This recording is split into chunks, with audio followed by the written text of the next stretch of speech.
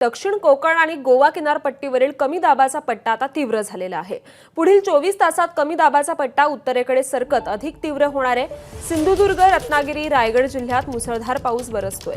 रत्नागिरी जिल्ह्यात 103.99 मिलीमीटर पावसाची नोंद झाली आहे। रायगड जिल्ह्याला देखील पावसाचा रेड अलर्ट जारी करण्यात आलाय।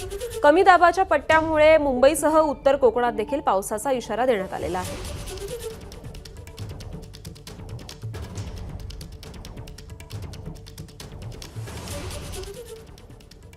तळ कोकणात आज ऑरेंज अलर्ट आहे। सिंधुदुर्गात पावसाची संततधार सुरू आहे। समुद्र खवळलेला असून किनाऱ्यावर 2 ते 3 मीटर उंचीच्या लाटा उसळतात।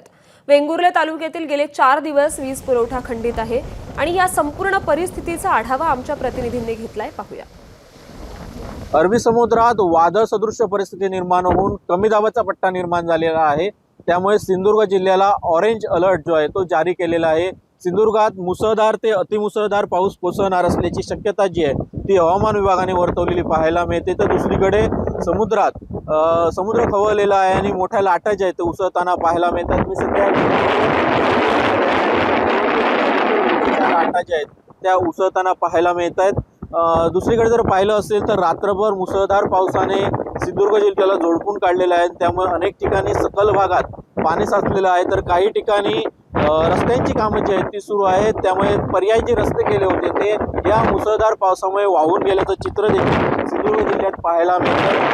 जर पाहिलं असेल तर सिंधुदुर्ग जिल्ह्यात सध्या अरबी समुद्रात वादळ सदृश्य परिस्थिती निर्माण असल्यामुळे कमी दाबाच्या पट्ट्यामुळे मुसळधार ते अतिमुसळधार पाऊस पडण्याचा अंदाज जो आहे तो हवामान विभागाने वर्तवलेला आहे आणि त्या अनुषंगाने नागरिकांनी सतर्क राहावे असा इशारा जो आहे तो प्रशासनाने दिलेला पाहायला मिळतोय। तर दुसरीकडे समुद्र खवळलेला असल्यामुळे मच्छीमारांनी मासेमारीसाठी जाऊ नये, तसेच नागरिकांनी सतर्क राहावे असे आदेश जे आहेत ते प्रशासनाने दिलेले पाहायला मिळत आहेत। कॅमेरा पर्सन परेशसह सदाशिव लाड, एबीपी माझा, वेंगुर्ले, सिंधुदुर्ग। एबीपी माझा, उघडा डोळे बघा नीट।